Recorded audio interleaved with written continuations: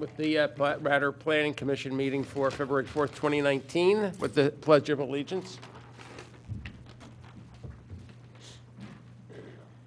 We pledge allegiance to the flag of the United States of America and to the republic for which it stands, one nation, under God, indivisible, with liberty and justice for all.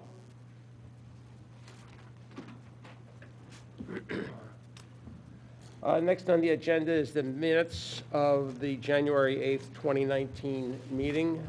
Do I hear a motion to approve the minutes? I move that we approve the minutes as submitted. Second. All in favor? Aye. Aye. The minutes are approved. I would like to welcome two new members to the Planning Commission, Lane Vines and Megan Gonzalez. Welcome aboard. Thank you. The next item on the agenda is our Drossen lots 3-2, 3-3, and OS 12. John, would you like to tell us what this is Mr. all Chair, about? I'm going to recuse myself. My son works for Saul Ewing. Very good.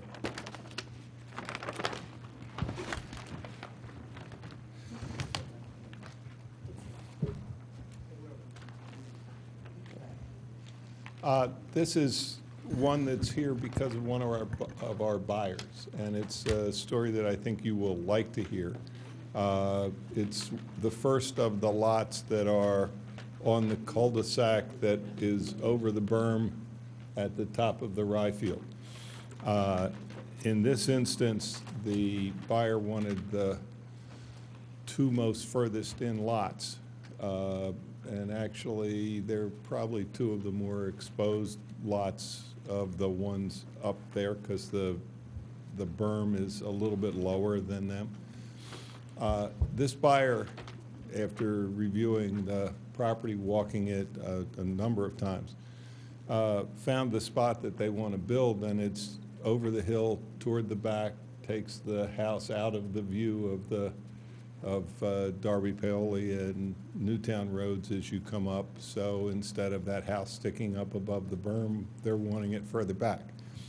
The only problem with that is that the depth of that lot wouldn't get them to where they wanted to go. So they've come to my client and said, can we swap some of that open space that's behind your lot for an open space area that's on the west side of our lots so that we can move our house all the way back.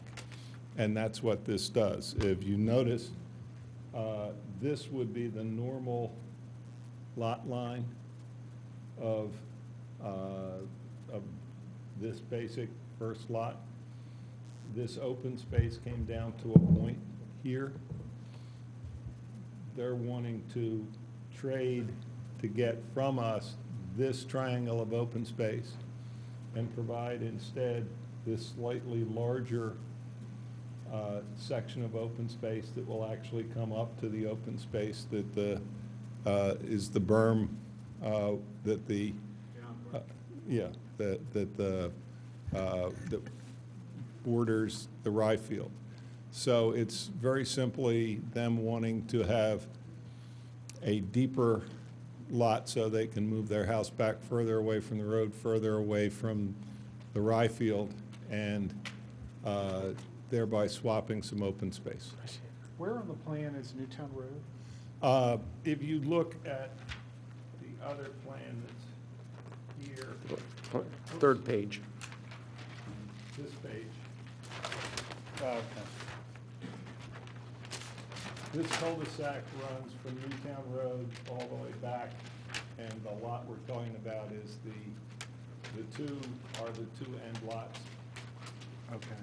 So they would get on this plan this little piece of open space, and we would get back this other piece of open space that's slightly bigger.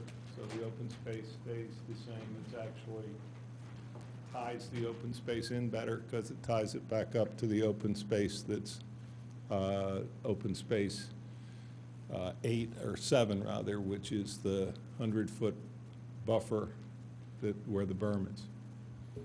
So it's really that simple. We're here on their behalf to try and achieve that. Yes. So prior to this, what was OS 12? There was no OS 12. The reason why there's an OS 12 now is that we have not acquired Phase 5. And so the open space that's below this new piece of open space is open space that hasn't yet been acquired. So we need to create a separate parcel for the open space that we're going to get here in this swap. Eventually, all these open space parcels will all get merged, but because we don't own them all at the start, we own them as we go through the property and by phases. This had to be a separate parcel of open space. It will abut open space 7.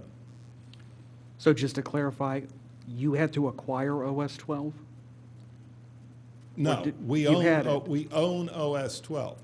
See, OS 12 is a part of the last lot.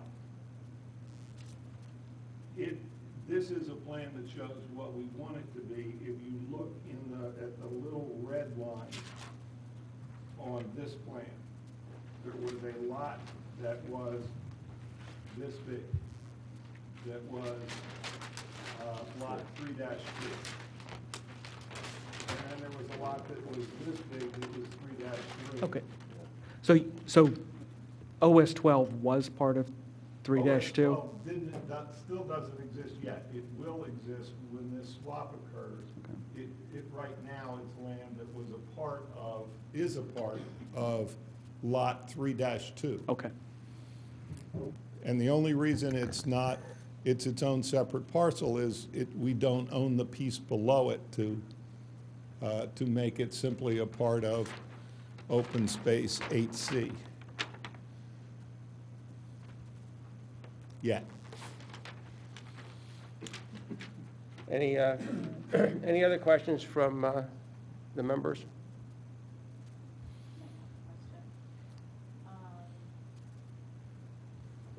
So the most interesting part of this to me was page 3.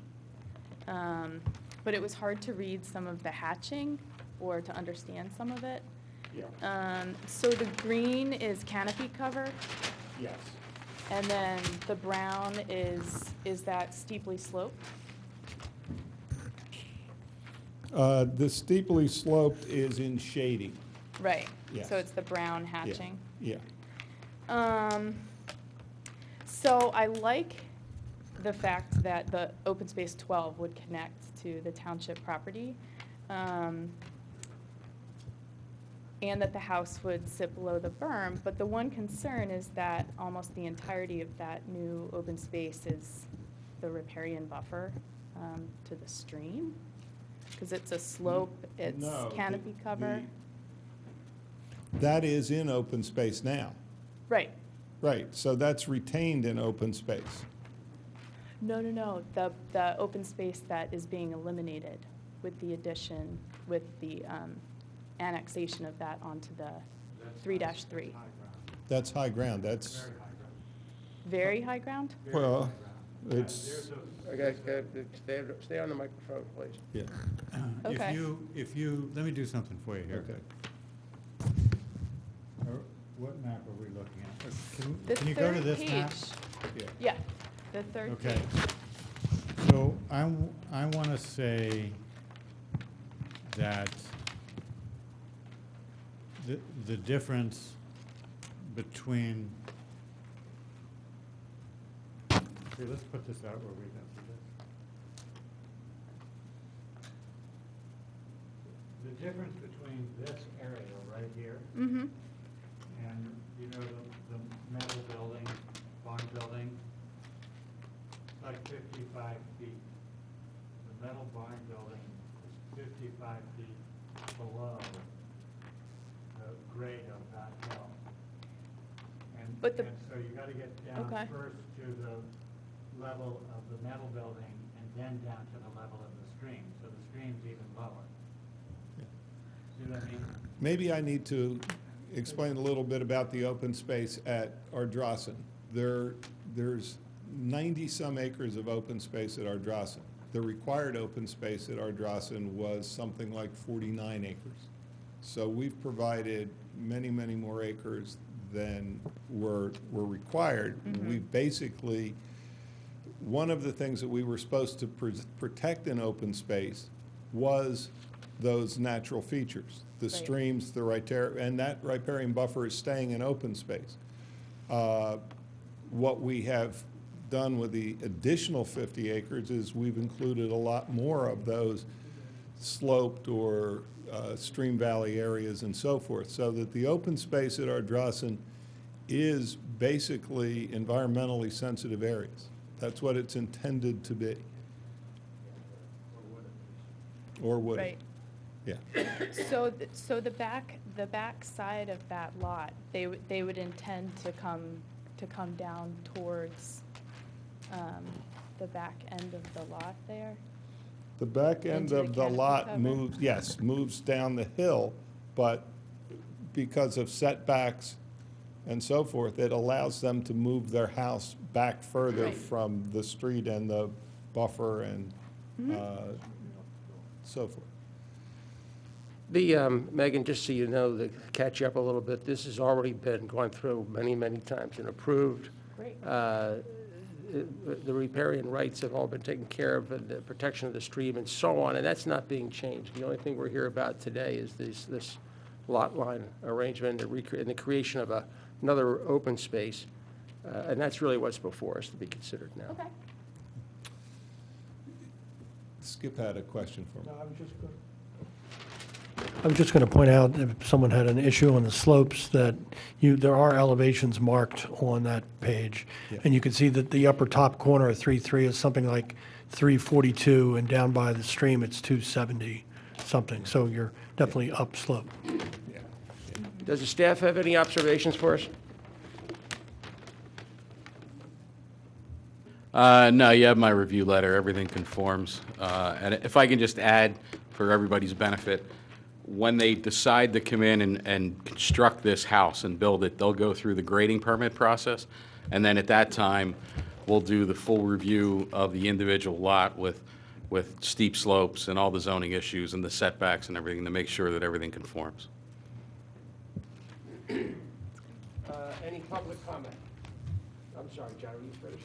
I was just going to say, one of the other nice things is that it creates an open space area adjacent to the lot that's 5-1, which is Hickory Hall, the existing big structure, historically. Any public comment? Thank you, John. Any public comment? Actually, I have one more quick question. I'm actually kind of curious, do you have any idea how big of a house they wanted to build on that lot? We have limitations in the homeowners association documents that limit it to 8,000 square feet of basically habitable space in the first 2 floors. Okay. So we've not seen their design yet.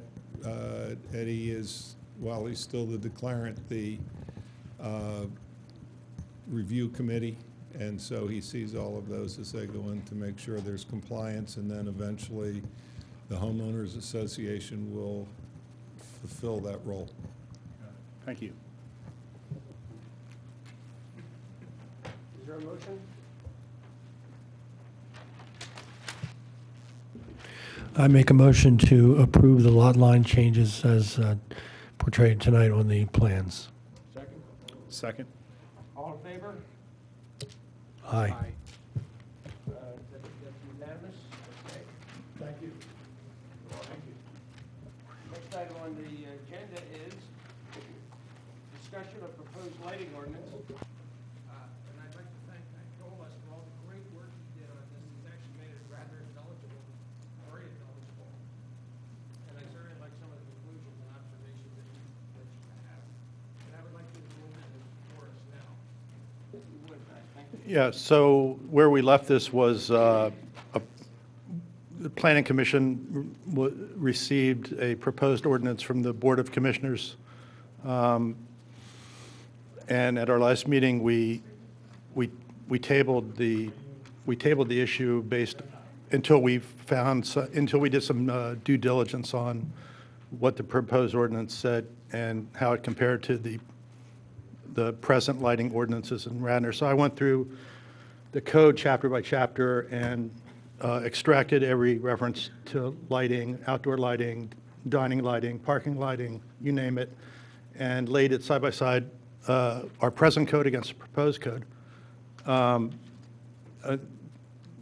mean, the takeaways are the proposed code is nothing but boilerplate out of an IES handbook that is fine as a boilerplate document, but it serves Radnor in no way, shape, or form.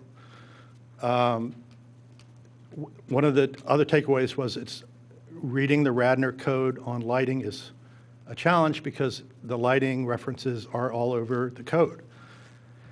That's a inconvenience, but there are some positive aspects to that, and there's special district needs, special district uses in Radnor where the lighting ordinance language is very specific to those special districts, and it's very important for the people in places like Garrett Hill to have that very specific language.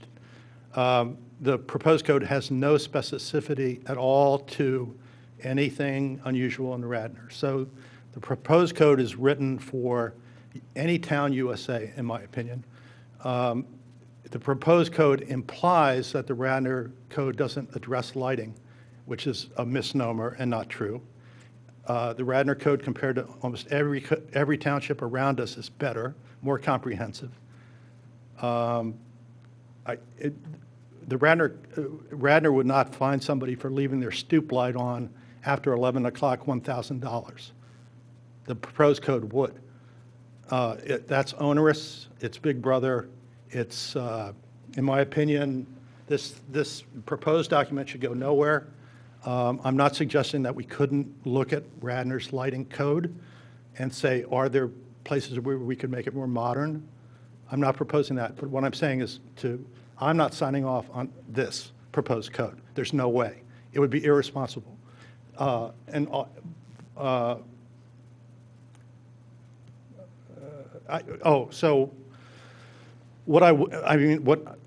By putting this together, I was giving my fellow planners a chance to look at it in a way that they didn't have to spend 15 hours doing it, putting it together. But it would be great to hear from anybody else on the board tonight about their impressions about the proposed code, not necessarily with any of my language or take on it. So, that would be enlightening to me just to hear what other folks think on the commission. The biggest issues I had with the proposed ordinance, when I read through it, was I think you have to almost be a lighting engineer to understand what they're talking about with lumens and different kinds of shades that you have to put on different lights. But the one area that struck me the most was the lighting of athletic fields. What happens if Villanova has an 8:30 football game? At 11 o'clock, do they shut the lights down? Or do they have to come in every time there is a night game? Let's not look at Villanova, who I probably think this thing was really written for, but let's look at our high school. Friday night football game, do they have to be done by 11 o'clock? And I think the time of shutting down those kinds of lighting efforts is very judgmental. I also believe that only giving the people a half hour to clear out of the stadium once the field the game is done, or whatever happens to be there, a concert or whatever happens to be, is kind of, I think that's a safety issue. I'm not sure you can get rid of 5,000 people in a half hour, or 10,000 people. That means they can't stand around and talk. They need to get out of there. I just think that they're being too restrictive on the one area that they were really key focused. I think that was the football fields or the athletic fields or the arts thing was the most detailed in the whole ordinance. All the rest were pretty general, I thought, relative to rules and regulations. But athletic fields was really specific. And I agree, $1,000. Do we need $1,000? Is this You know, $1,000 a day. But they have 20 days before that goes into effect. So they gave them some time to, that's my opinion of it. I'm like Matt. I think it's not worth the paper it's written on. You know, when I think back over the last almost 10 years on this board, and many a time when we're looking at an ordinance, it's for something that's never been done before. That's not the case here. Or it's for something that there's a new and different need.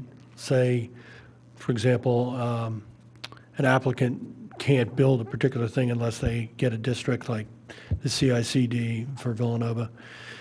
We, generally speaking, don't throw out things that have taken us 20 to 50 years to create and replace it with a boilerplate document.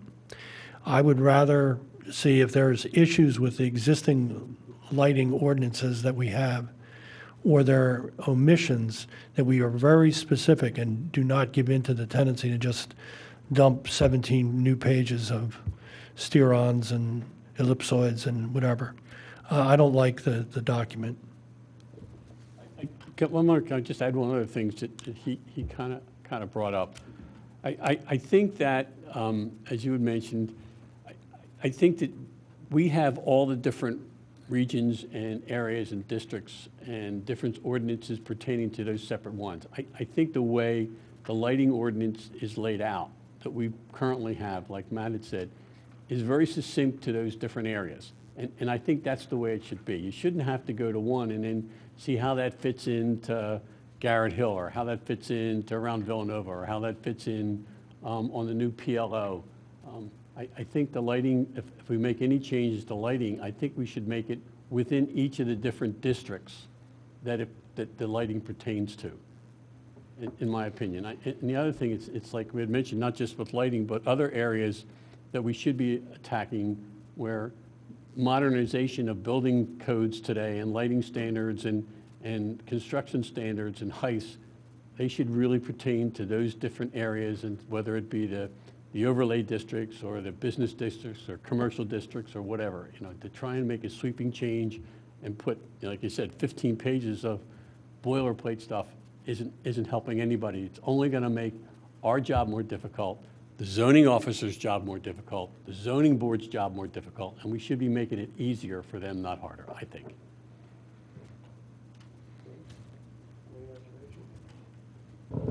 My only comment would be, and I have to look at this thing a little bit further in detail, but my sheer takeaway, I agree with your comments, and I appreciate your comments, Charlie.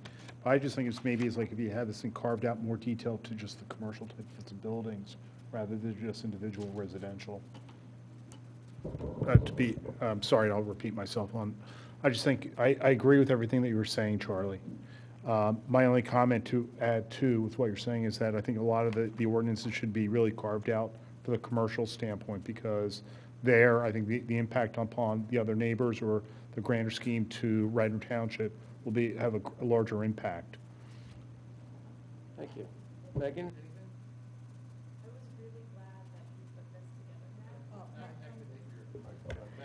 I was really glad that you put this together, being as I only had a couple days to come up to speed. It was really helpful to see everything side by side.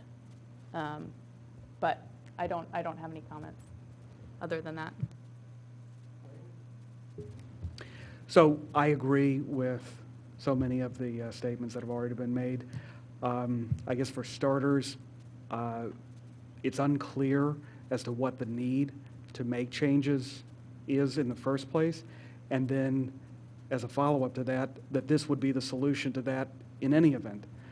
The hyper-technical nature of the proposal is difficult, if not incomprehensible, for most people to understand.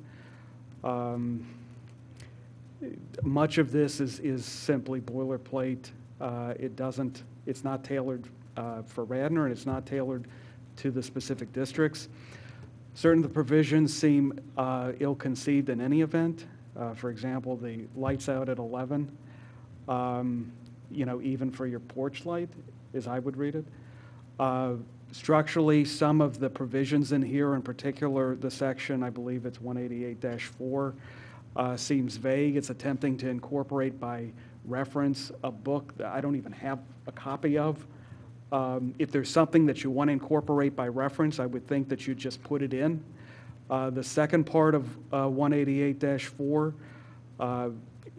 actually seems unlawful. It seems like an unlawful delegation of legislative authority to blindly then take that book that we don't have, and any kind of future edition would automatically become law in Radnor. That seems absurd. So I really don't see much use of going forward with this document. Any public comment? Well, I guess the chair can't say This, namely that I have read this over very carefully. I've also read over what Matt has done, and I second all of the issues regarding the quality of the proposed ordinance in terms of its incomprehensive nature. And it's not tailored at all to meet the needs of Radnor Township. Whereas, when one takes the time, as Matt did, to go through the ordinance, you can easily determine that there are lighting standards and rules and regulations that have to be followed. I do not see the sense, unless there's something that I'm missing, of throwing all of that out simply to enact an ordinance, which is going to be a very bumpy road as it works its way into Radnor and Radnor starts to utilize it. I just don't see the sense for it. So no, I'm not in favor of this at all.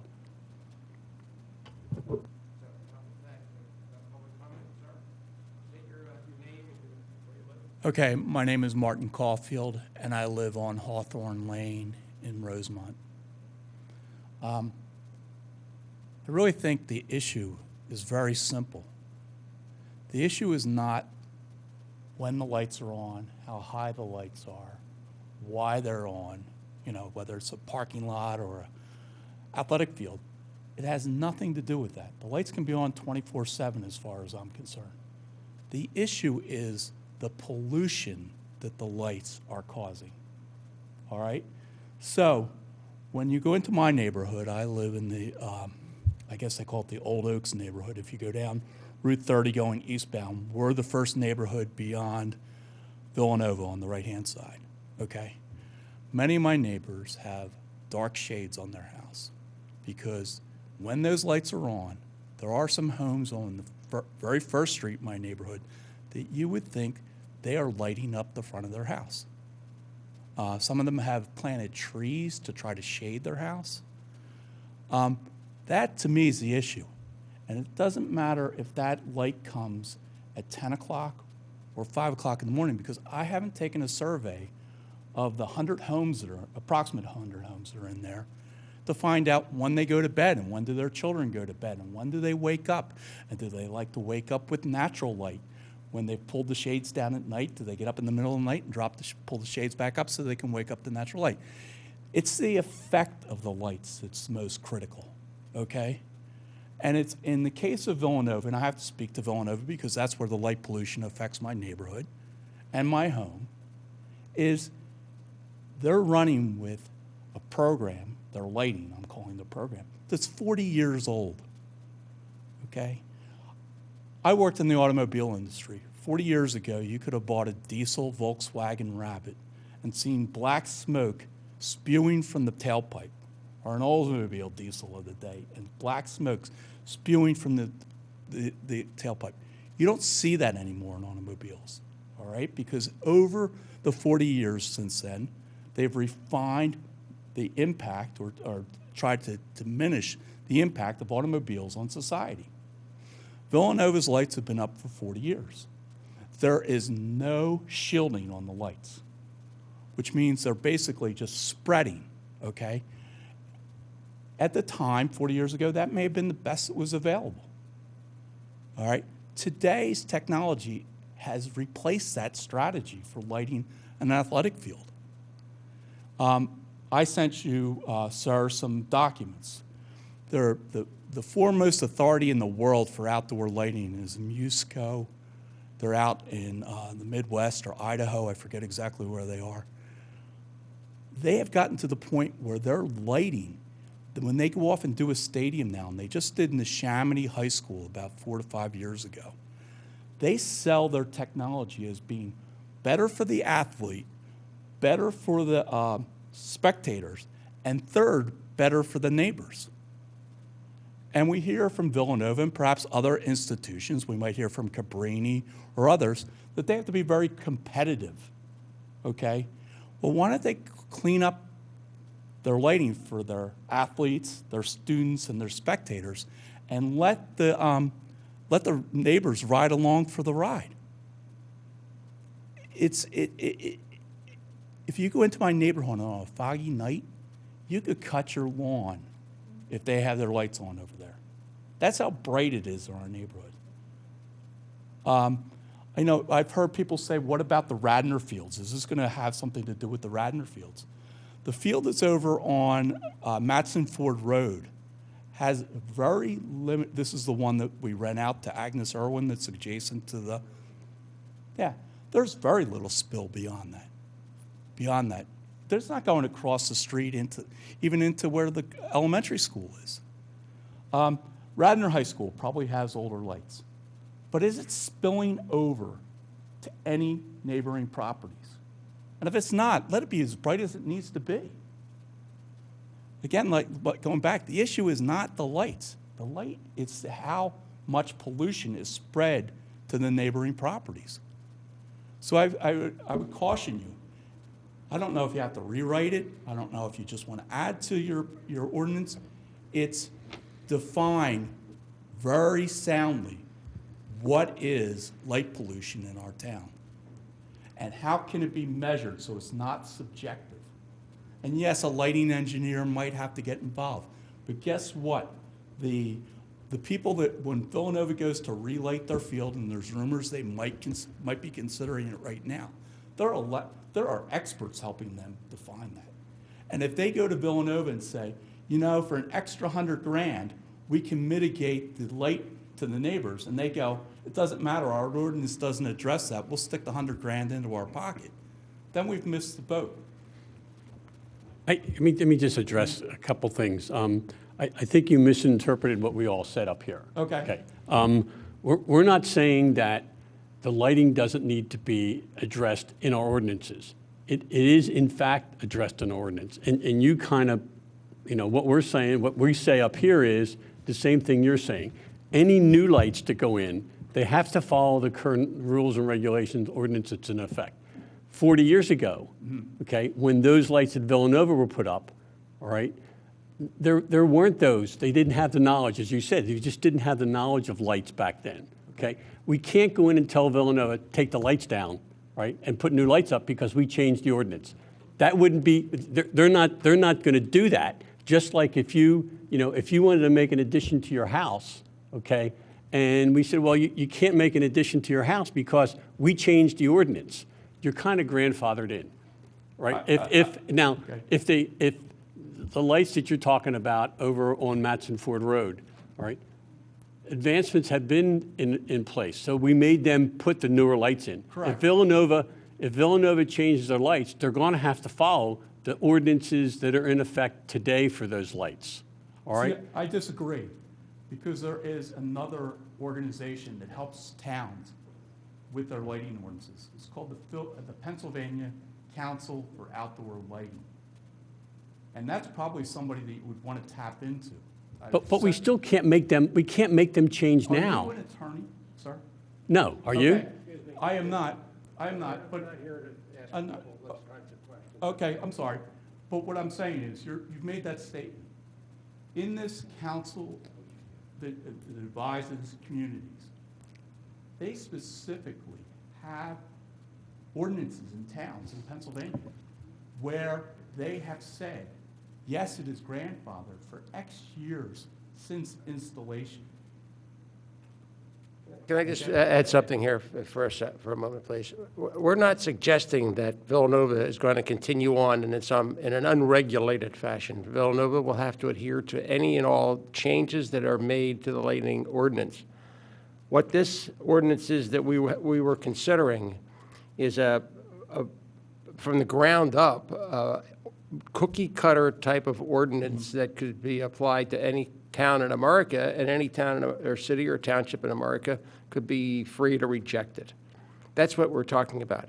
We're not talking about anything else here. Okay, that's fine. But we understand the information that you want to give to us, that it might be worth having our staff look into the Council of Outdoor Lighting and some of these other sources, because as Matt said in his remarks, that we may want to tweak this ordinance. We may want to, within the existing Radnor ordinances regarding lighting, we may want to make changes, and we may make some of the changes that you want, because lighting technology has changed over the years, and that there's more expectation that the lights will be shaded and more directed and so on.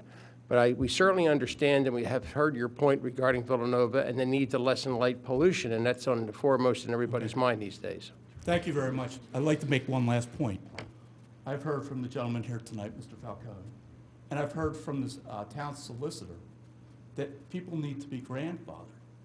And why I asked about the question about attorney, and I apologize for doing such, is I'm not sure if people have delved into that to really find out what the answer is.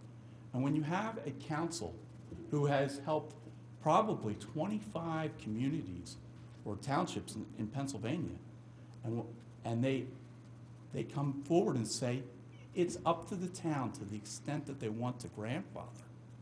They actually say, according to Pennsylvania law, and this is coming from this council, there's no need to grandfather anybody. It's just how aggressive do you want to be?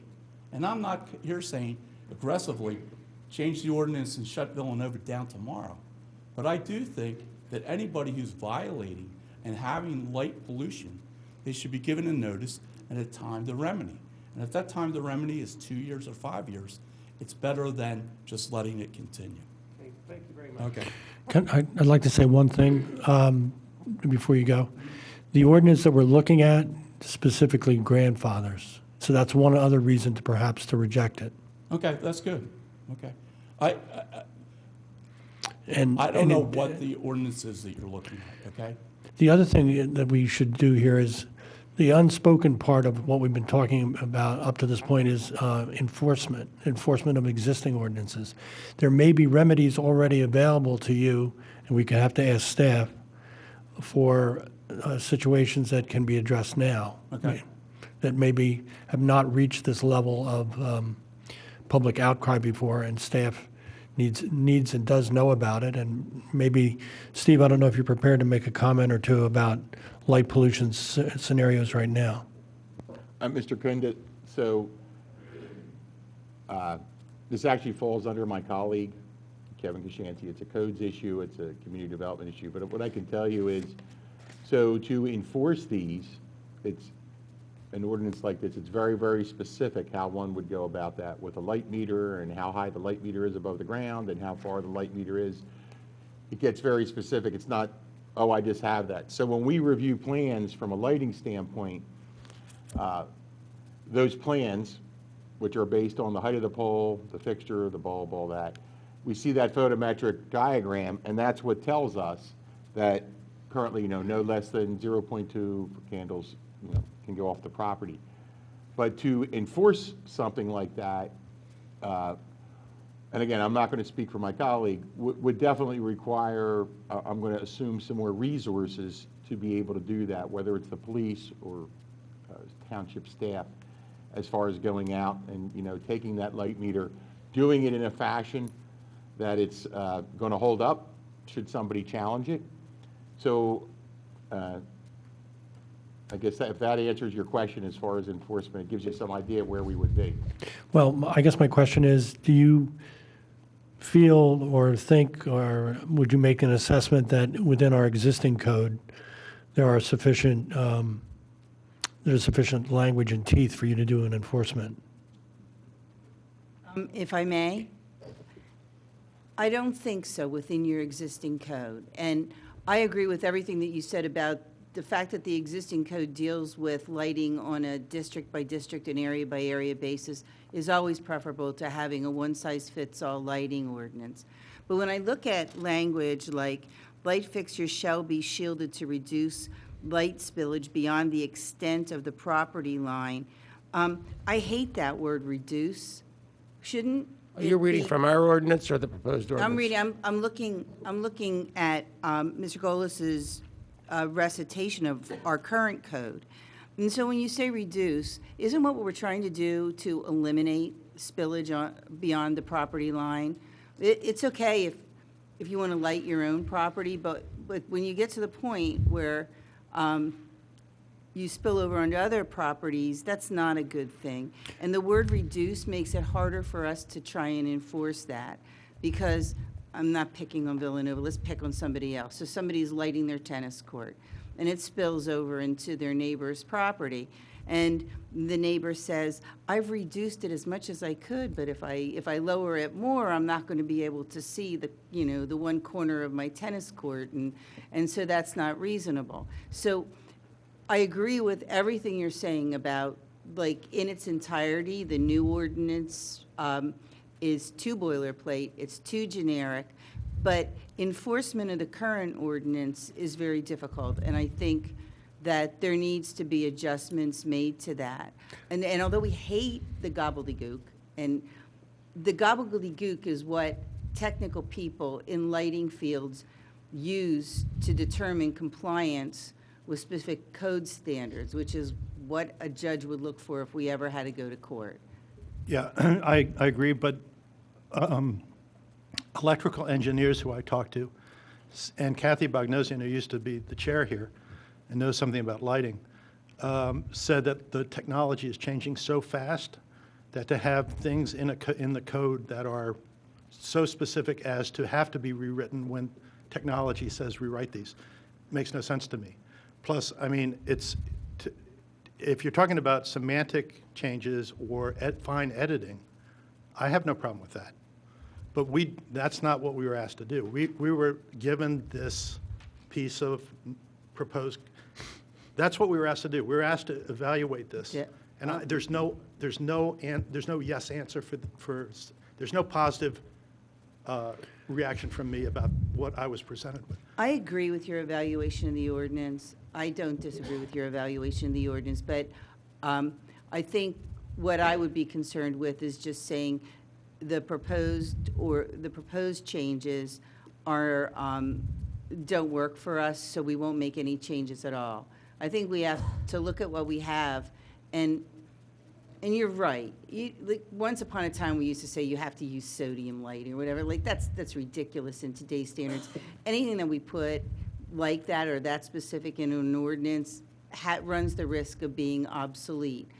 But at the same time, the essence of what you're going for is be nice to your neighbor. Don't let your light spill over into your neighbor. Direct it downward. It's hard for me to imagine that no matter what type of lighting you use or what volumes you use, if you're required to direct it down and not let it go onto your neighbor's property and not have visible fixtures, like the actual light source, that's really what works. Yeah, I mean, to be frank here, hearing everything that I've heard from staff, from the public, it sounds like this is only about Villanova.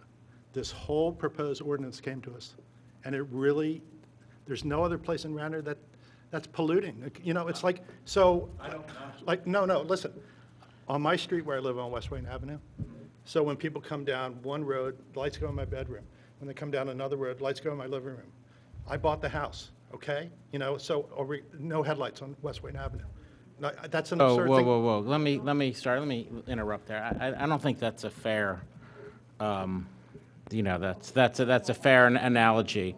What? You want to identify yourself, please. Let me just speak Well, here. you want to identify yourself I'm for the sorry. people at My name home. is Sean Farry. I'm the 7th Ward Commissioner. This, first of all, this is not a Villanova-centric issue. As we grow, we're going to have more and more light. In regards to your comment, Mr. Gullis, I don't want to say that I take offense to it, but those houses in Old Oaks, Barleycone, were built in 1941. Those lights didn't come up till 1980. So as far as who's grandfathered, Excuse me. No. Excuse me. I respect the fact that you're a commissioner, but direct your remarks to this commission, okay?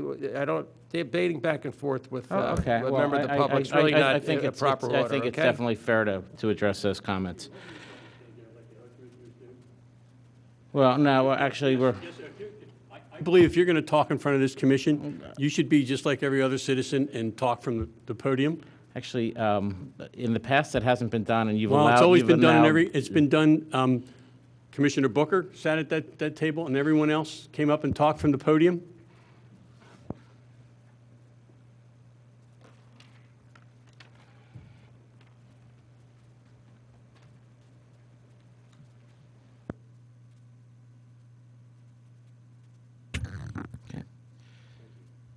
No problem.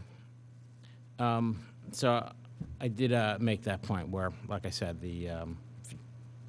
I'm going to speak as a citizen and not a commissioner, then I will speak as such. So I don't think that's a fair assertion, especially when it comes to being grandfathered. The other point about being grandfathered is, and Marty made a great case with this is a health issue. So there was a time where you could smoke in a bar, and then one day that ended because it's a health issue. Light pollution is light pollution. It is a health issue, and the League of Women Voters is going to have a forum on that later this month or next month, the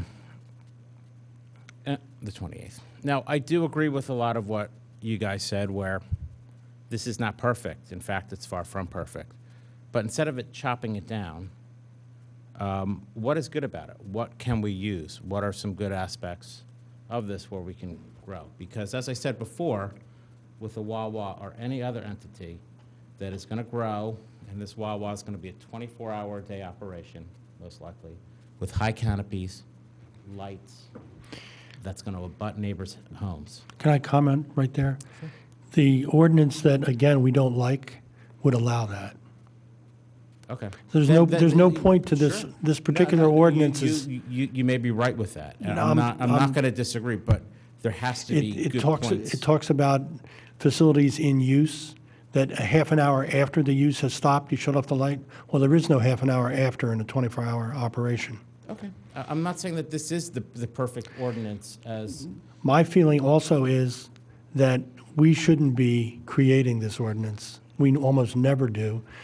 It comes from either guidance from the commissioners who say, let's fix this. It comes from an applicant, and let's say that the lighting in ball fields is the problem. That would be a commissioner issue. They could direct our legal staff to draft language that we could review. We're citizens, too. We're not necessarily draftsmen of language like this. This was a sledgehammer approach, and it hits too many things, and it breaks too many things, and we don't like it. That's the fast way of putting it. But the grandfathering isn't probably, that issue isn't covered in this new ordinance either.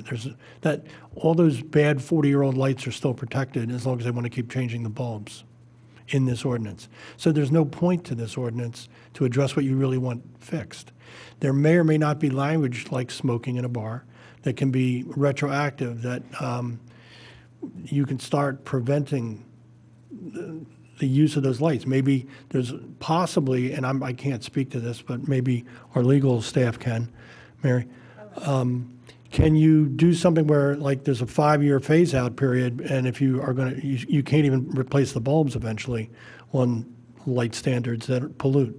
That kind of language is often found in sign ordinances, where you can, if you're taking it down for replace it, you're going to put up a sign that is complying with the current zoning codes. So yes. No, but I think we already in some way address new developments, new lighting plans. If Villanova isn't changing the 40-year-old fixture, is there still some legal mechanism to address that in an ordinance that requires light pollution, identified light pollution to be phased out over a 2, 3, 5-year period? I don't know if a light fixture would be a grandfathered thing. I think that if they change the light fixture, okay. Can we get council's opinion on that, please? I'd like to hear it. I think if they change the light fixture, the direct Mary. answer to your question is yes. And the but is that, and not like Game of Thrones where nothing before the but counts, but the ordinance as it exists now at least strongly discourages and requires a reduction to the extent possible of any light spillage onto adjacent properties. So yes, that's one way of doing it. Another way of doing it is enforcement of the current ordinances. Do the current ordinances permit the township to make an assessment that the lights or particular lights are polluting the neighborhood and they have to be shielded, replaced, or changed? Yes. Yes. The current ordinances are enough for us to be able to say, your light is spilling over into a neighbor's property. I don't think the current ordinances are enough to say how they have to fix it, just that they have to have the light stop, the light spillage stop. So could your office, if so directed by either recommendation of us or the BOC, draft specific changes, amendments to our ordinance, not a replacement of our ordinance, that could deal with issues like that? It is my opinion that yes, we can. Here's my concerns. I think that a better way of approaching problems of not just light, but any kind of a mechanical or a machinery thing kind of being grandfathered, I don't think you should be able to grandfather those things that are replaceable. I'm afraid of taking the grandfather clause out where it's going to affect other things where it's really kind of important. Like if you expand your house and you stay within the lines, right? You know, you're grandfathered in those lines. I think if we start doing that, I think the can of worms that will open for the township, especially a township as old as ours, where a lot of these houses were built on little plots of land and little houses, would become monumental. I think that it'd be better to try and draft something in our ordinance that pertains to things like light fixtures, that if you change a light fixture, you need to be under current regulations.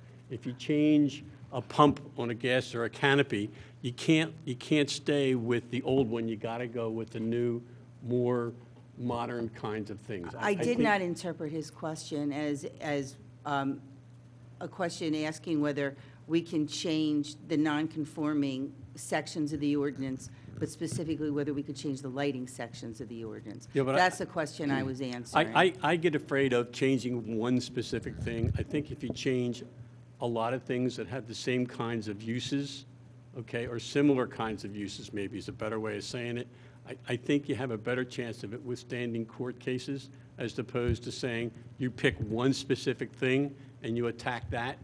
You know, I think that you might find yourself a little bit, A light fixture is not a use. right. Yeah, hang on here for a second. We're getting pretty deep into the weeds here on this. I think the sense that I'm getting, and forgive me for cutting in here, but is that we don't like this proposed ordinance at all, and I think we're on very good grounds to say that we don't like it. And I haven't taken a sense of the group yet or asked for a vote yet, but we're going to get there eventually. But what I am hearing is that the ordinances that we presently have are good ordinances, but they need to be tweaked and examined. We need to have people who have more professional knowledge than the folks sitting up here to go through the ordinance. Matt has made a great start, but there's other things that can perhaps be extracted. This discussion that's going back and forth right now certainly points out the fact that more can be done with what we've got rather than potentially throwing the baby out with the dishwater by going with a whole new ordinance. And I really think that's what we should be doing. But I also don't think that this is the job of the commission, that we need to get into it to this depth. I think there's professional sources that can look at this and say, you know what, there's a shield out there that's been out there for 10 years or 5 years, and it should be required. Like everybody's got it, and we should have it too, something like that. And we're not, I think that's a good idea, but we're not going to get it resolved here. But I think it's something that we should ask the commissioners and our staff, actually, starting with the staff, what we can do to review the existing portions of the ordinances that deal with light and see where we can clean up light pollution, see where we can make lighting better and safer. Nothing's actually perfect, and I think it's time that we start doing that. But I don't think we have to go to a whole new ordinance here that most, I think most of us have decided is simply not going to get the job done, creating more problems than it's going to solve. So we can go back to public comment at this point.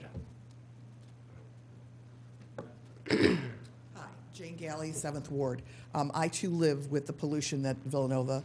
I'm in the Conestoga Village area, and if you stand on my front porch, I have 2 huge standards of 4 rows of lights that it's right there. Hello. You don't have to walk through our neighborhood with a flashlight ever. I think Mr. Kunda had exactly hit the nail on the head. It's enforcement, and I don't think that what we have has the teeth necessary. When this ordinance was originally put in for Villanova to put up their 100-foot light standards, they were supposed to be on from Monday to Friday only, and they were supposed to be turned off by 9 o'clock. Well, then that got changed to 7 in the morning till 10:30 at night. Well, no, it was really supposed to be 10. It's the problem that we need to say something. What is what is, and what is not, and that's the problem when it comes to Villanova. And I don't know about Cabrini or Eastern or any of the other ones that have fields. You know, if we have laws, we have laws. Otherwise, why bother having them?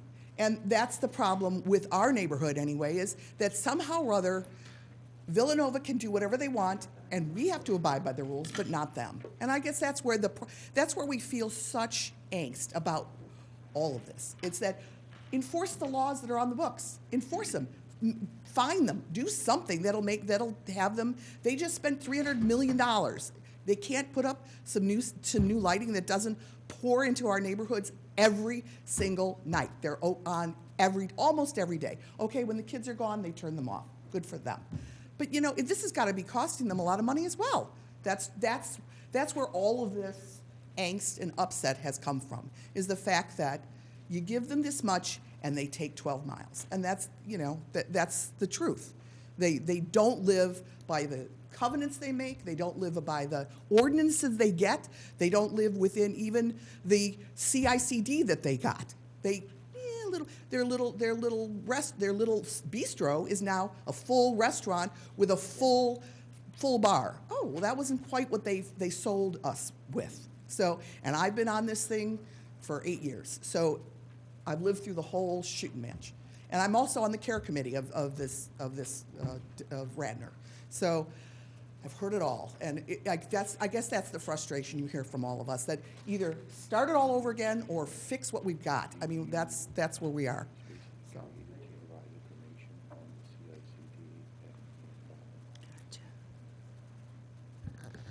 Anna Marie Hessman, Rosemont. I'm also in the not quite shadow of Villanova.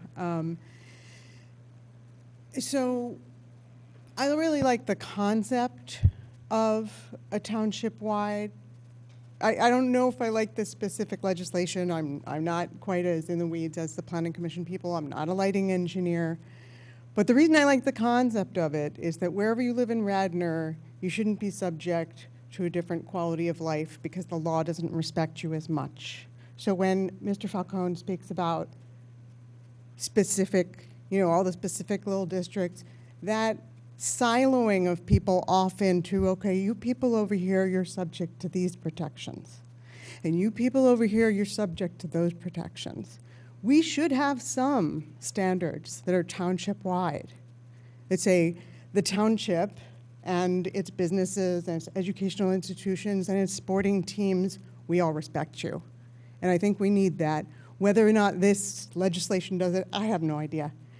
Grandfathering, with any pollution, if you have, polluted stream, if it's not practical to clean it up imminently, then it doesn't happen. But a schedule needs to be built for something that is harmful. And those are my main thoughts. So thank you.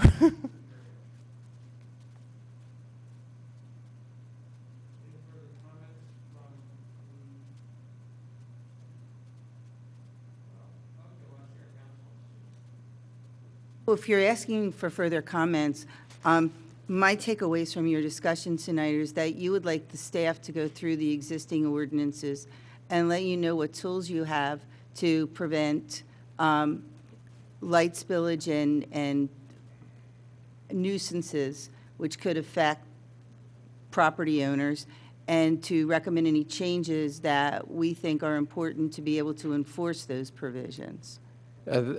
What you just said, yes, that's correct, and also places in the ordinance that staff feels can be improved.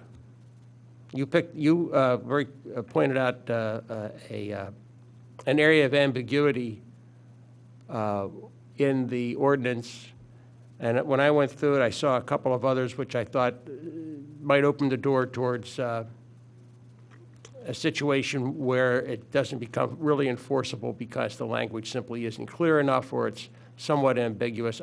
Things like that should probably be cleared up. But if there's, and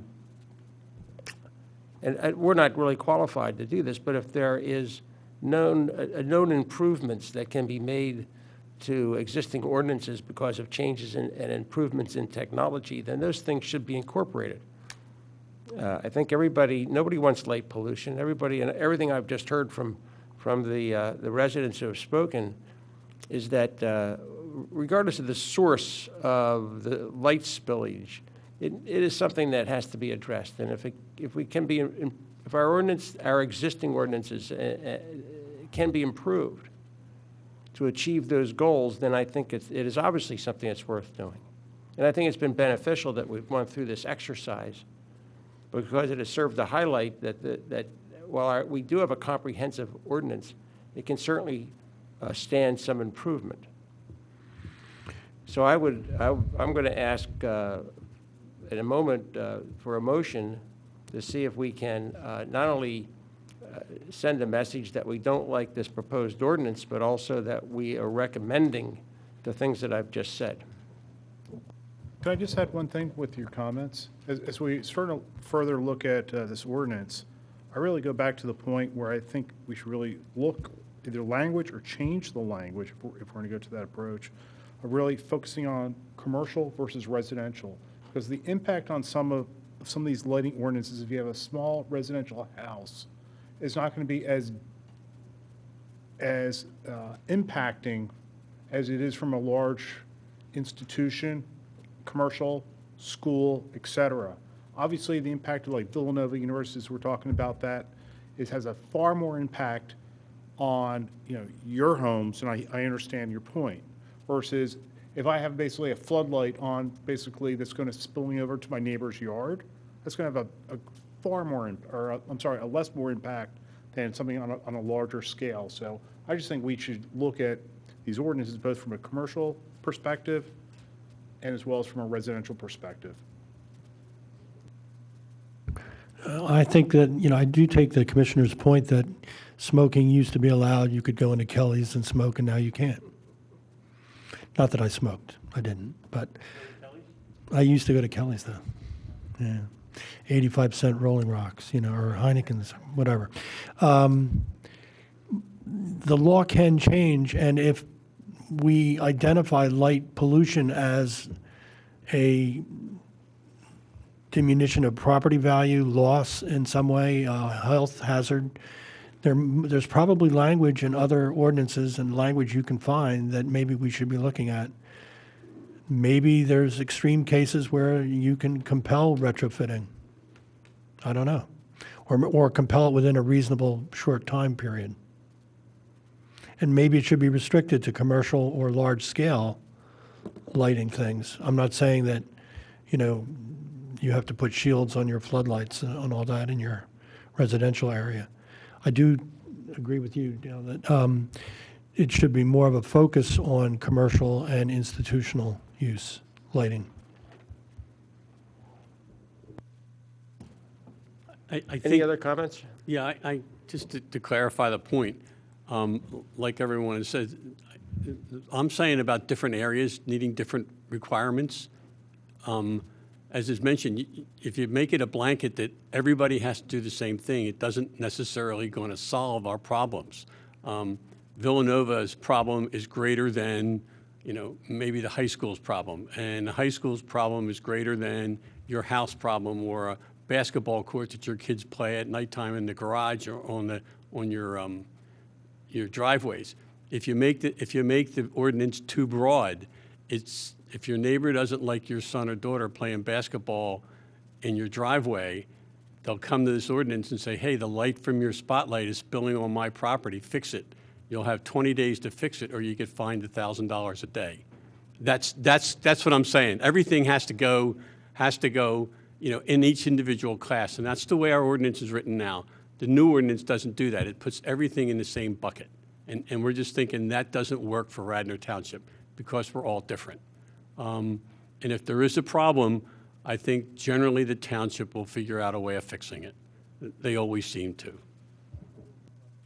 Okay, so let's focus momentarily on the proposed ordinance that is before us. Is there a motion to approve or disapprove this ordinance?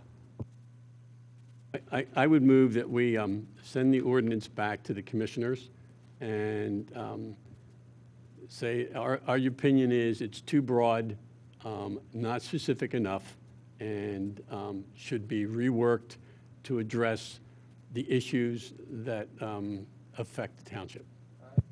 I think what we'd like to do is have one motion up or down on this ordinance, a second motion that encompasses what we've been talking about, which is what can be done and what we recommend should be done with the existing ordinance in terms of examining it for improvements to address the issues that have been raised here today, this evening. So that's why I'd like to do it in two steps, Charlie. And I move we reject the motion, reject the ordinance. Second. All in favor? Aye. It's unanimous? Okay, thank you. Unanimously rejected, thank you. Now, excellent. Can we have a motion, would someone like to undertake stating the motion regarding our thoughts on what we would like to see done with our existing ordinance regarding surveying it to see what changes can be made to the lighting and lighting ordinances that are contained within the ordinance? I think Matt has to do that one. Well, I would move that we examine our present ordinance specifically for areas where there's light pollution, light emitting from standards, whatever, commercial entities, not residential entities, and look for the staff advice and lighting expertise to rewrite those sections of our present code. I would put on there that how it affects each individual zoning district. Yeah, I mean, I agree with you, Charlie. I don't think it's I think the way it works is there's a general lighting ordinance for the entire township, and the special district uses are over the top that, and I think they have to be, because those things benefit those special areas where a general ordinance wouldn't. So.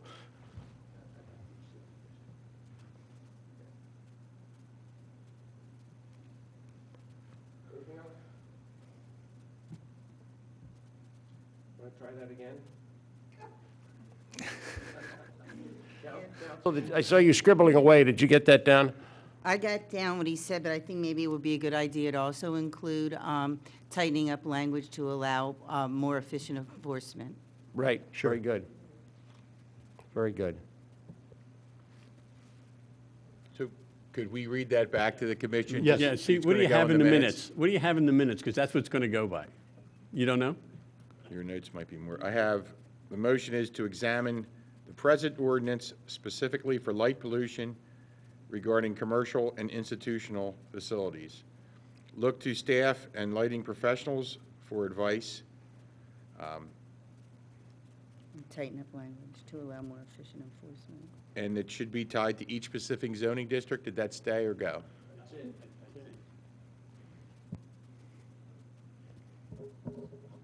It also should be commercial and institutional. Right, right. And residential. Examine present ordinance specifically for light pollution for commercial and institutional facilities. And residential? Okay. I don't think so. Now, look to staff and professionals for advice on the ordinance. The ordinance should be specific to each zoning district and allow more efficient inspections? Tighten up the Enforcement. language to allow more efficient enforcement. You have that, Ms. Sherwin? Is that's the one who's got to get it so that we have it right. Trustee.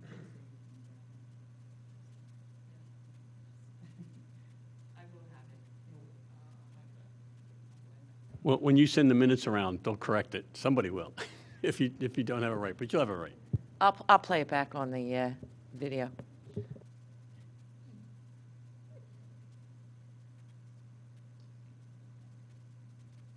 One minor technical question here. Are we broadcasting? I believe you are, sir. Okay, because we just Our have... screens just have the Our tabletop. screens just have the wooden desk on it. No, now it's. Now it is, okay. So my question about broadcasting was it a verbal broadcast or was it a not at all broadcast?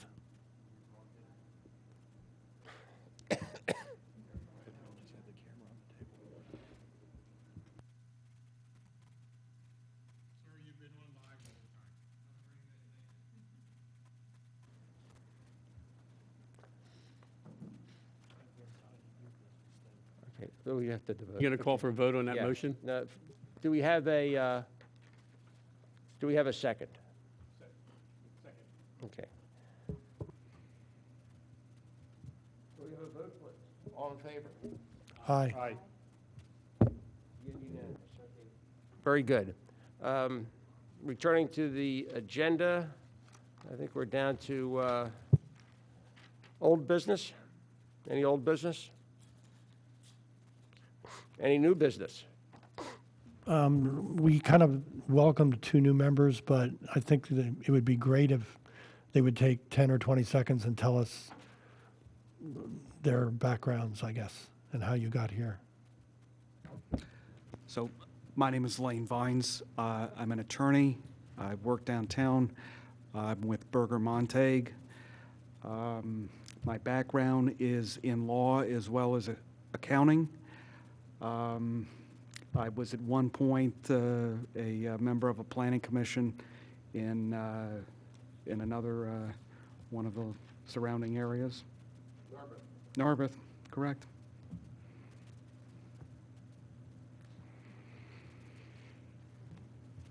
That's it. I'm Megan Gonzalez, and I've lived in Radnor for about 6 years. Prior to that, I lived in Massachusetts, that's where I became a landscape architect. I worked for a couple small design firms. I've also worked in the nonprofit realm for an environmental nonprofit in Pennsylvania that does work with watersheds and trail projects. And then I worked for the USGBC on the Sustainable Sites Program. I'm just interested in seeing how things work on the Planning Commission and hoping I can bring some of those insights to the work that we do here. Thank you very much. Any other new business? Was that telling me there's new business? Saying we should adjourn. I move we adjourn. Okay. We're adjourned.